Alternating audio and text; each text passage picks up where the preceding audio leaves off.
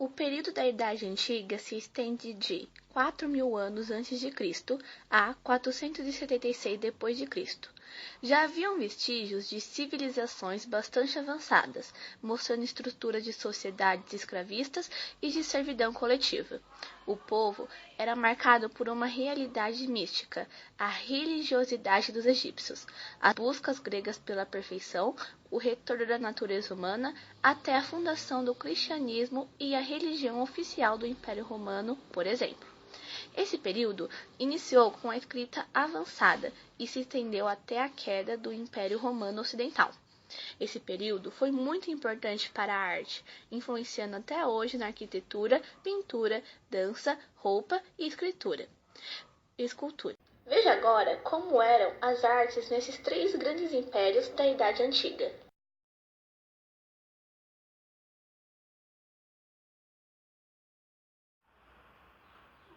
Os egípcios construíram uma das civilizações mais ricas, longas e misteriosas da antiguidade, desde aproximadamente 3.000 anos antes de Cristo até o século IV depois de Cristo.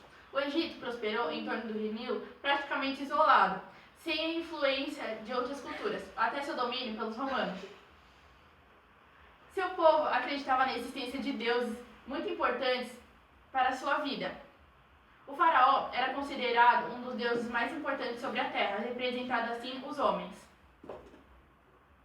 A arquitetura deste período reflete não a beleza, mas a funcionalidade.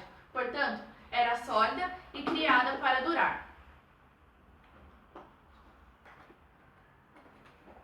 A porta de entrada estava voltada para a estrela polar, a fim de que o faraó recebesse sua influência estelar. A pintura também se voltava para os temas religiosos. Como as outras artes, ela igualmente visava eternizar a essência do que era representado. Não importava as reais proporções medidas, mas sim as pessoas mais importantes, representada com uma dimensão maior. A própria escrita dos egípcios era desenhada através dos hieróglifos, escrita sagrada, da hierática, utilizada pela nobreza e pelos sacerdotes, e da demótica, escrita popular. Não há três dimensões nessa pintura. Não se conhece a profundidade e o corpo da pessoa é sempre representado frontalmente, enquanto a cabeça, as pernas e os pés sempre de perfil.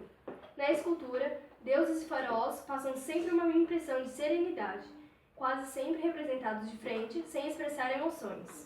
São característicos desse estilo os iabites, figuras funerárias de tamanho reduzido, que tinham a função de substituir o faraó da outra vida, em trabalhos rudes. Muitas vezes, eles eram recobertos de inscrições e esmaltados em azul verde.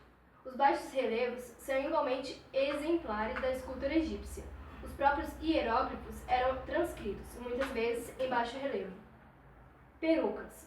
Os acessórios mais importantes da moda egípcia antiga eram as perucas, negras, brilhantes, talvez pela associação com a vitalidade da juventude. Era um modo de esconder a idade. Contudo, haviam aplicações mais importantes. Cabelos naturais poderiam ser espessos o suficiente para proteger os raios diretos do sol em um dia de verão ou para manter a cabeça aquecida em uma noite fria de inverno.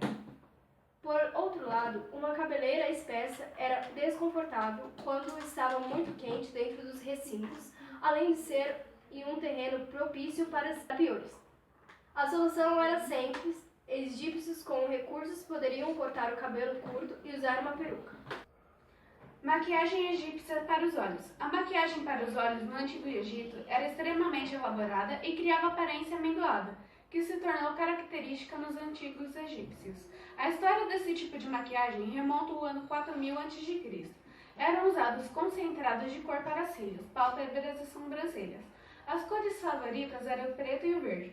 Após utilizados, eram colocados em paletas para serem misturados com águas até formar uma pasta. A produção das roupas. A maioria das roupas no Antigo Egito era feita de linho. Poucos itens eram feitos de lã. Algodão não foi introduzido até o cóptico cristão. O linho era afiado do caule, da planta do mesmo nome. Ao descascar, bater e juntar as tiras simples de fibra, longas fitas se formavam e então poderiam ser fiadas. Os fios eram torcidos e enrolados em bolas e armazenados para serem tecidos. Diferentes espessuras eram obtidas, dependendo do produto final desejado. O mais fino era produzido a partir das plantas mais novas. Homens comumente vestiam-se com saiotes curtos de linho, com uma aba presa ao ombro, e as mulheres usavam vestidos longos durante o novo reinado. A moda se tornou mais complexa, com intricos e plissados introduzidos nas túnicas e nos vestidos. Os egípcios ricos usavam linho mais fino e leve. O linho real, semi-transparente, era o mais fino de todos. Peles, principalmente de leopardo, eram usadas por sacerdotes e pelos faraós para rituais religiosos importantes. Vestimentas e chapéus elaborados eram usados pela realeza para ocasiões cerimoniais. Diferentemente do que ocorre no mundo ocidental moderno, as roupas das mulheres do Antigo Egito tendiam a ser mais conservadoras do que as masculinas, durante o reinado Antigo, Médio e Novo. As túnicas femininas eram feitas com peças retangulares longas de tecido, com uma abertura cortada no centro para passar a cabeça. O pano era dobrado ao meio e as laterais eram costuradas, deixando aberturas para o braço. A túnica podia cobrir 1 ou 2 ombros, ou ser recortada em tiras nos ombros. A parte superior da túnica ficava a qualquer altura entre o pescoço e logo abaixo dos seios, e costumeiramente chegava aos tornozelos. O ajuste era apertado ou ligeiramente largo. O cinto ajudava no ajuste.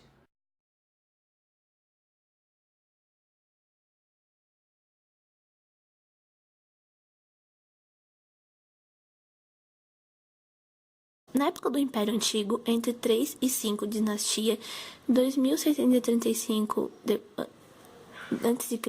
e 2060 d.C., a música egípcia viveu seu auge. Muitas representações mostram pequenos conjuntos musicais, com cantores, harpas e flautas, e inscrições coreógrafas descrevem danças realizadas para o faraó. Acredita-se que esse tenha sido o período de maior florescimento de arte musical egípcia. No Império Médio, 6 a 16 dinastia, conjuntos maiores e até orquestras são representadas. Entre os instrumentos, a harpa, alaudes, liras, flautas de paleta dupla, trompetas, tambores e crótalos. No Império Novo, 18 a 20 dinastia, esses instrumentos se aperfeiçoam. A música passa a ter papel ritual e militar. Dança do Egito. A dança servia como meio de comunicação, até como homenagem e agradecimento a esses deuses e deusas. A dança passa a ter um objetivo específico. Era a ligação com o divino, praticado com rituais religiosos. A função dessa dança era, sobretudo, comunicar, homenagear, agradecer, pedir favores e pedir proteção através de movimentos como um ventre carregadas de simbolismos e energia. A essência foi tão forte que a herança deixada por eles, os egípcios até hoje, é adotada, perpetuada na forma da dança do ventre. A dança do ventre, considerada sagrada, procurava expressar movimentos e arquetipos de corpo, principalmente do ventre e da dança que, além de mais nada, simbolizava os ciclos de vida, da lua, estações, mares, dia e noite, o nascer, viver e o morrer, tão ligados à mulher, ciclos menstruais, da fertilidade, de dar à luz. Supõe-se que dançavam em trajes transparentes para uma melhor visibilidade dos movimentos.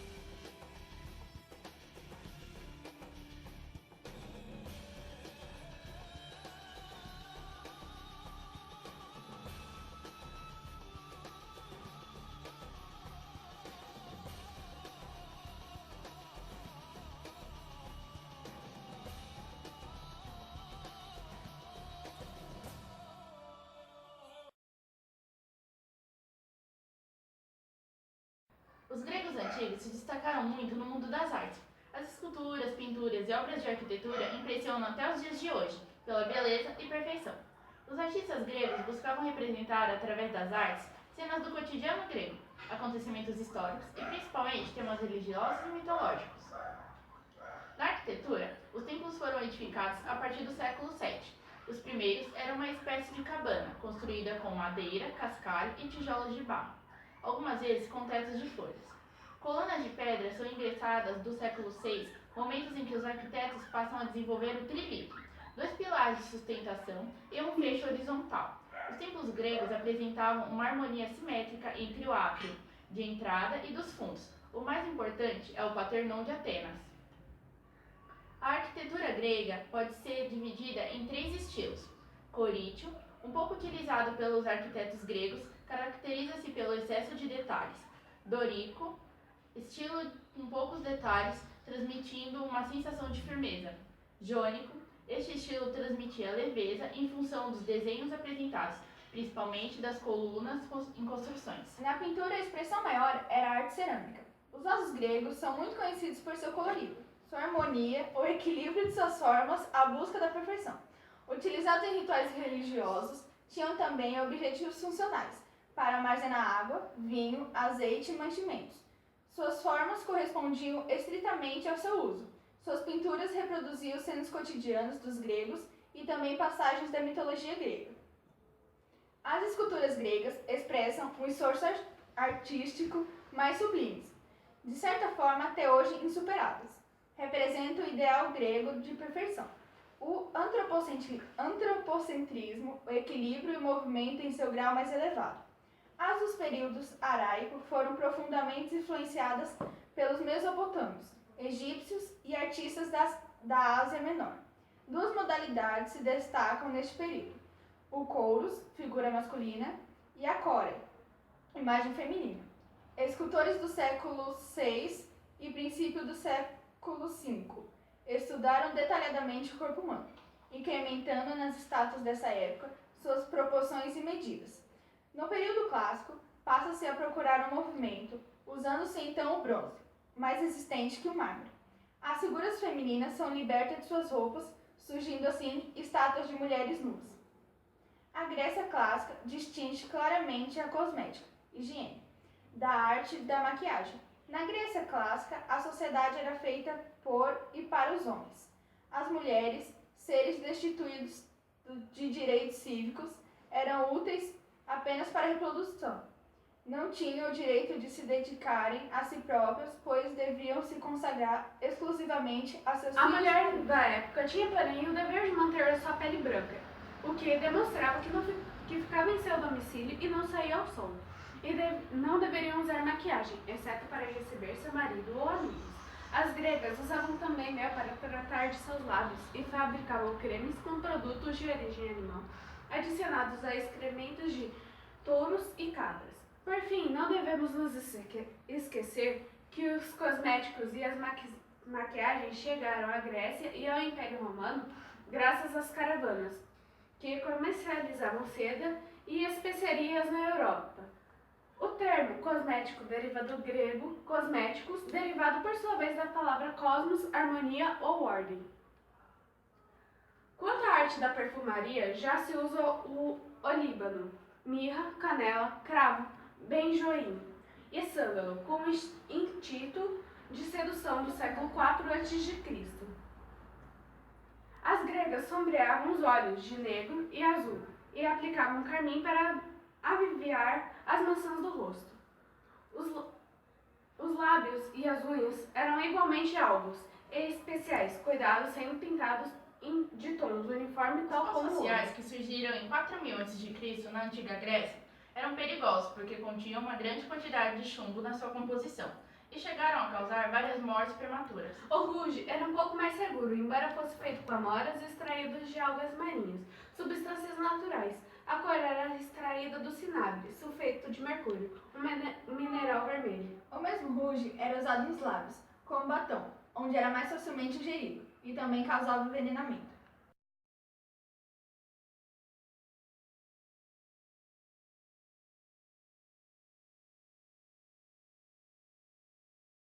Os gregos estabeleceram as bases para a cultura do Ocidente. A própria palavra música nasceu na Grécia, onde musike significa a arte das musas. Essa arte abrangia ao mesmo tempo a poesia e a dança, e todas essas expressões eram praticadas de modo integrado. Os poemas eram recitados ao som de acompanhamento musical de lira, daí o nome lírica para denominar esse gênero poético. Os instrumentos principais eram a citara, a lira e os aulos, instrumentos de sopro. Como os demais povos antigos, os gregos atribuíam aos deuses suas músicas, definindo-a como uma criação integral do espírito, um meio de alcançar a perfeição. A música grega se baseava em 8 escalas diatônicas descendentes dos modos gregos e fundamentava na ética e na matemática. Pitágoras estabeleceu proporções numéricas para cada intervalo musical. Seu sistema musical apoiava-se numa escala elementar de 4 sons, o tetracorde. O canto prendia-se a uma melodia simples, a monódia.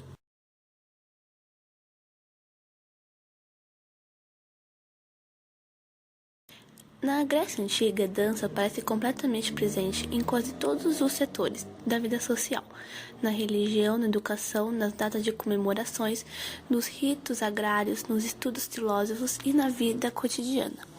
As danças religiosas eram as mais diversas possíveis. Cada deus tinha seu próprio irão, e cada rito ainda tinha várias regionais. Os rituais mais conhecidos atualmente são os dionisíacos, ou seja, de deus Dionísio, o deus do despertar primaveril, da vegetação, da fertilidade e da fecundidade, do entusiasmo e da embriaguez, do transe e do irracional. Encontramos algumas citações interessantes dos filósofos gregos sobre a dança. Plutão estudou a dança e a classificou em dança de beleza e dança de feiura, como subgrupos. Segundo ele, ordem e ritmo, característica dos deuses, são também as da dança. A dança é um meio excelente de ser agradável aos deuses e honrá-los. Os que honram melhor os deuses pela dança são também os melhores no combate. Além de tudo isso, dá proporções corretas ao corpo. Os filósofos pitagóricos afirmavam que a dança expulsa os maus humores da cabeça. Um bom exemplo da crença de que a dança era divina porque dá energia. O cotidiano do povo grego era infestado de danças. Essas danças, em ocasiões como nascimentos, passagem de afegos para os cidadãos, núpcias, banquetes e outros. Essa dança eram livres, não havendo uma lista de passos preestabelecidos ou que deveriam ser aprendidos, mas rodas e filas espontâneas.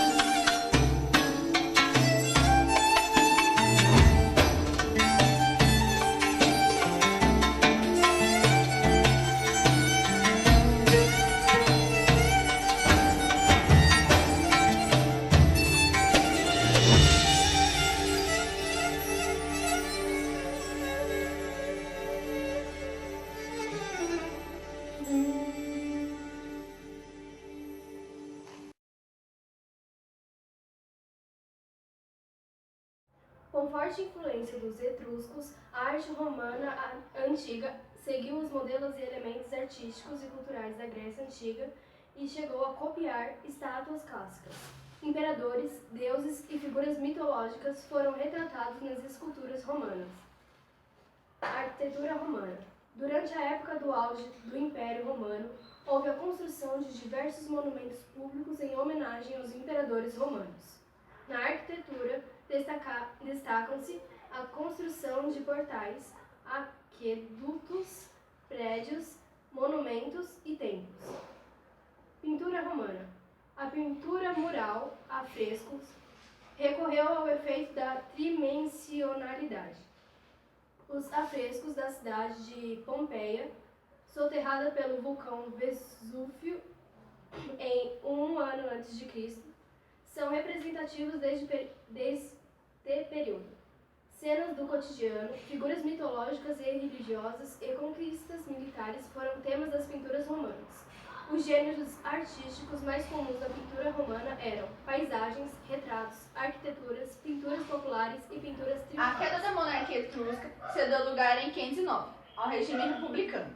Os historiadores estabelecem este momento como o início da arte primitiva romana, assim como designam a conversão ao cristianismo do imperador Constantino e a mudança da capital do império para Constantinopla, no ano 330.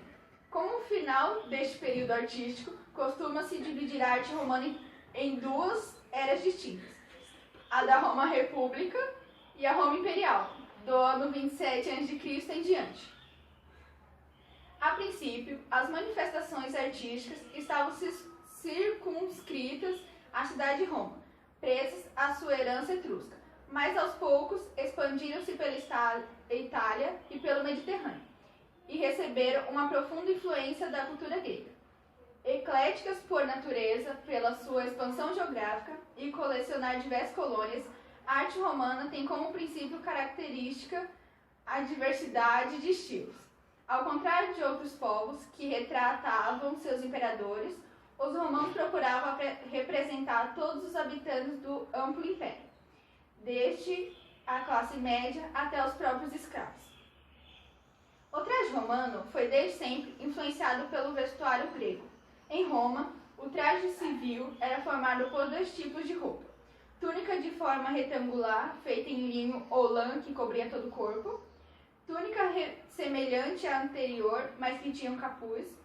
Debaixo das túnicas usavam a femoralina, umas calças apertadas até o joelho, feitas de peles de origem bárbara. Também se usavam os amictos, mantos retangulares de inspiração grega, que variavam no desenho e na cor e tinham um caráter Os envolvente. meninos usavam ao pescoço um pendente em forma de concha marinha, a qual abandonavam no momento de vestir a toga, que representava a idade adulta. Roma Antiga teve início uma relação ambígua com a maquiagem. Ovídio aconselhava o uso do cosmético desde que esse embelezasse sem destacar. O escritor Tertuliano criticava a maquiagem com veemência, considerando pecado o ato de se maquiar, visto que, através da maquiagem, as pessoas estariam tentando desfazer a criação de Deus. Os romanos usavam antímio pulverizado e cinzas escuras para desenhar as sobrancelhas e ressaltar os olhos. A pele. Os romanos acentuavam a tez branca com giz ou chumbo branco. Entretanto, essa matéria extraída do chumbo apresentava perigos à saúde, e Galínio, o célebre médico, denunciou sua novicidade. Assim, desde o século II d.C., o couro passou a substituir o produto e as faces passaram a ser maquiadas com amoras esmagadas e têmperas com cremes coloridos. Os pós. Vários corantes eram usados na confecção das sombras e blush. Os pós eram misturados com pequenos recipientes. A substância de base era extraída de lã, posteriormente tingida. Os materiais de joalharia mais utilizados eram ouro, prata, pedras preciosas e semi-preciosas, cobre, bronze e ferro. As joias mais apreciadas eram as pérolas. A partir da época imperial, devido ao alto nível de vida, e da cidadania romana. Começaram-se a usar novos acessórios e indumentárias tanto ao nível feminino como masculino.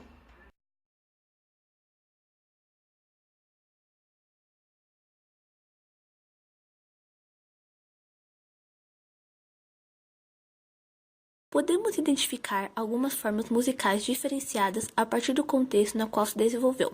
Nas casas predominou a influência grega, com a entonação de músicas suaves, onde predominavam os instrumentos de sopro e a lira. Desenvolveu-se também o tipo de música ufanista, que passou a exaltar a glória militar, baseado nos instrumentos de percussão com forte influência helenista, e ainda podemos encontrar a musicalidade dos rituais cristãos, ainda considerando subversivo, onde percebemos nas origens demonódia cristã, inspiradas nos salmos de origem hebraica, considerada exemplo de perfeição e equilíbrio de fonte e efeito místico.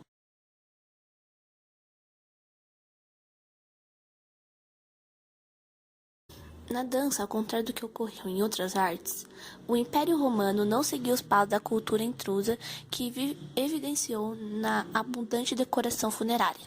Um importante papel que concedia essa arte, aparentemente, as mulheres intrusas desempenhavam um importante papel nas danças impares realizadas sem máscaras em locais públicos.